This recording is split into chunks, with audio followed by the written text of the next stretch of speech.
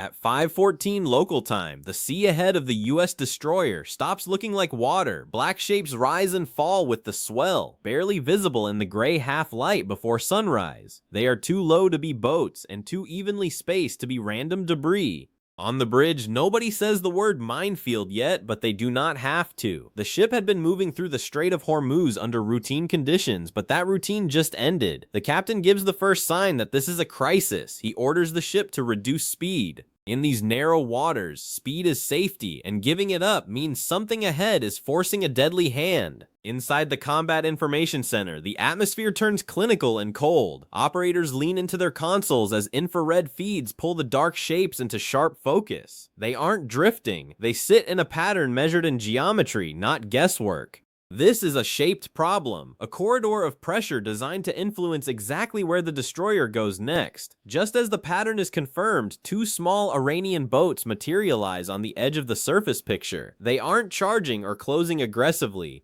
They are just there, offset and watching, positioned exactly where they can be seen but far enough away to remain ambiguous and dangerous. The radio crackles with a voice that is flat, controlled, and chillingly clear. US warship, alter course immediately, unsafe waters ahead. The warning arrives in perfect English, carrying just enough of an accent to place it. But there is a problem with the timing.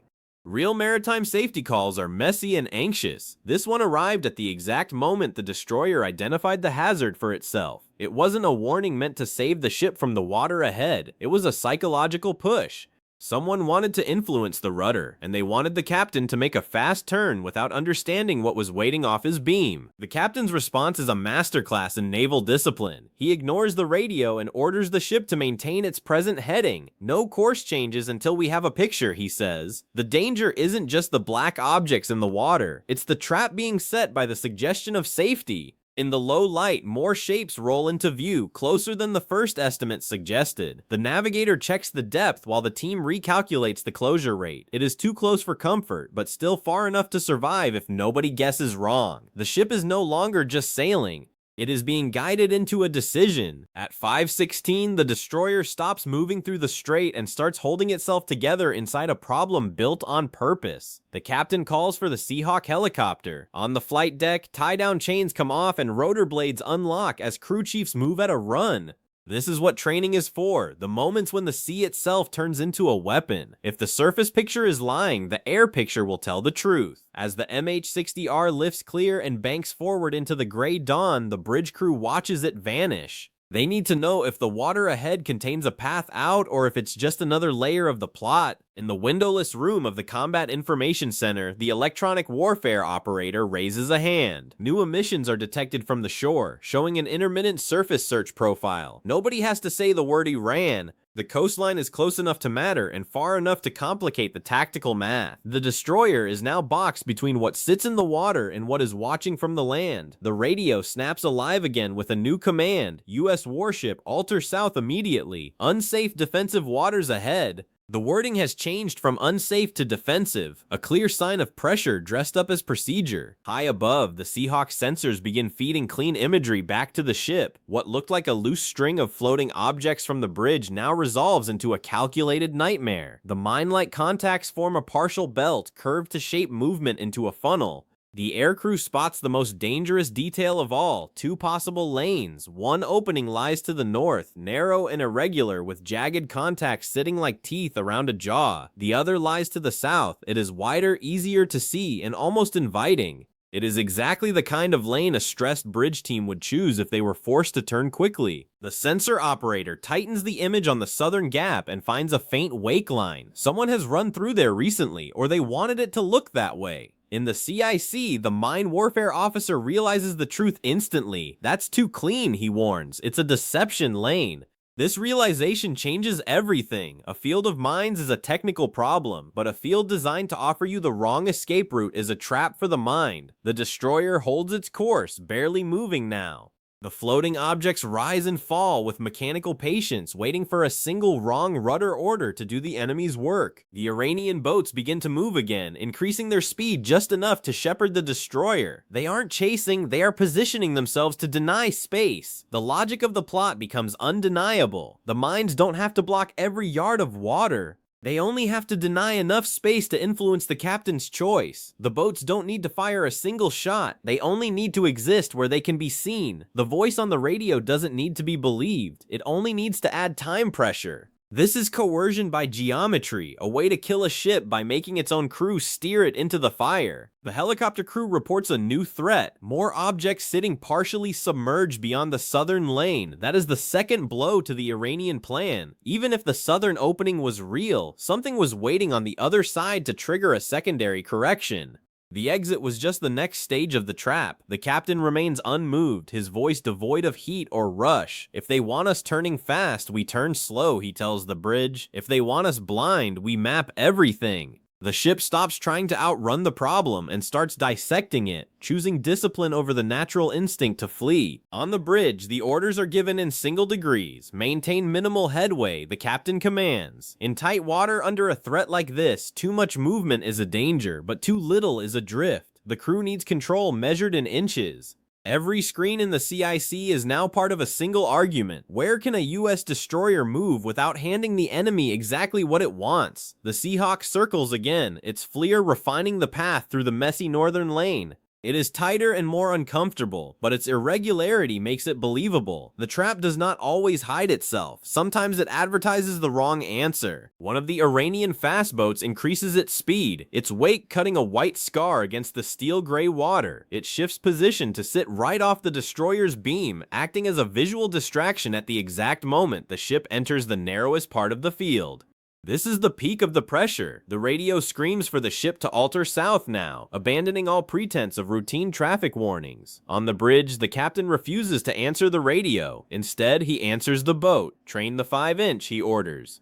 The forward gun mount shifts, a message in steel that the destroyer will not be bullied. At 5:23, the destroyer commits to the narrow northern lane. It is a strip of water that looks barely wide enough for error and far too narrow for comfort. To the left, anchored contacts rise and vanish in the swell. To the right, dark shapes sit low and patient.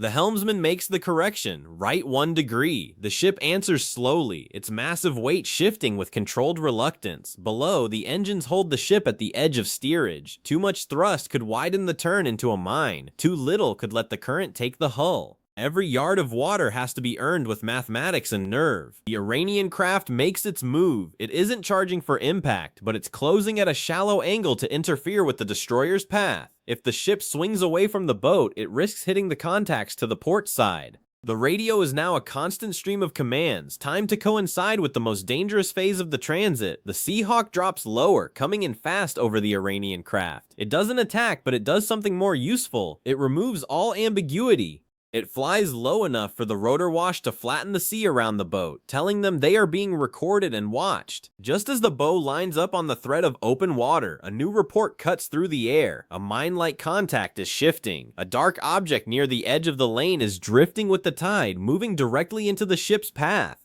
One lookout can see it clearly now without optics, black metal, wet surface, and a low profile. If the destroyer overcorrects to avoid it, they hit the mine belt on the other side. If they hold steady and the object drifts in, the hull will be opened.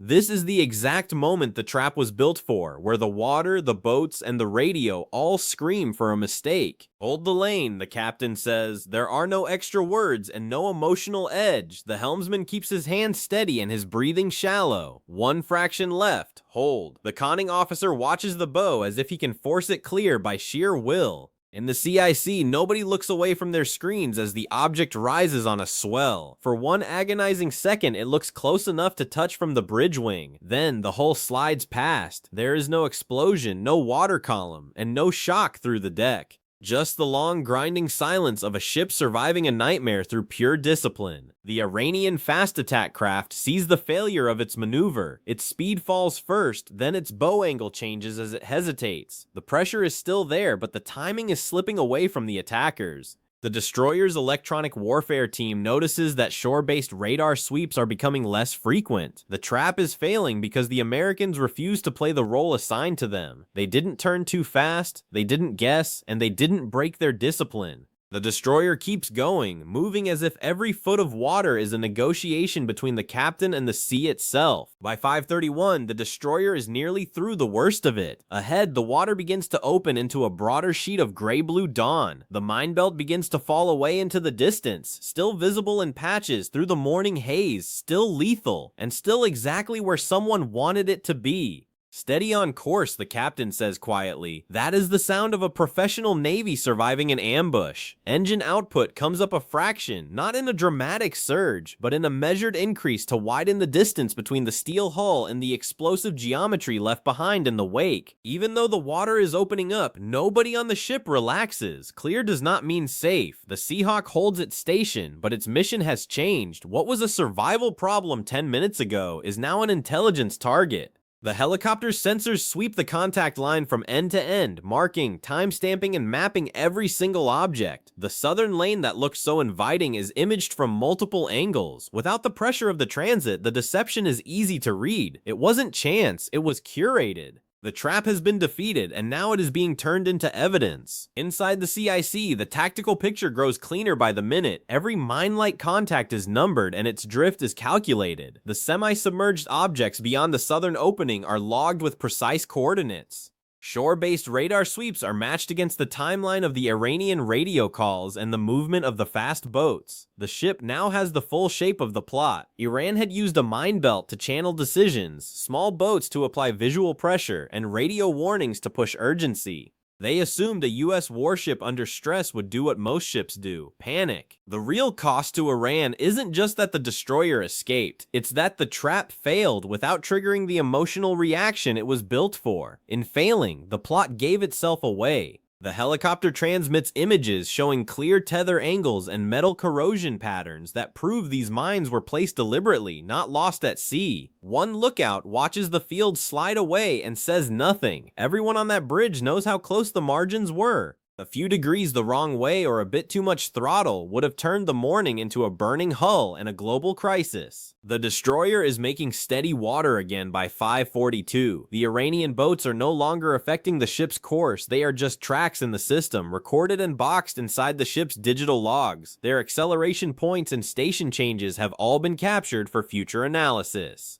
The sea looks ordinary once more on the surface, but the record of the last hour is anything but ordinary. A few miles astern sits the remains of a failed ambush, while inside the destroyer's system sits something even more valuable, a complete map of the enemy's tactical signature. The captain studies the horizon for a moment before turning back to his crew. Continue collection, he says. I want the whole pattern. This wasn't a fight won with guns, but with measurements and nerves. Control isn't just leaving a kill zone alive. It is preserving the ship and the crew while carrying away the blueprint of the attack. Iran tried to make the sea itself a weapon to force the US into a mistake. Instead, the destroyer turned the trap into a map, proving that in the high-stakes game of the Strait of Hormuz, discipline is the ultimate counterattack.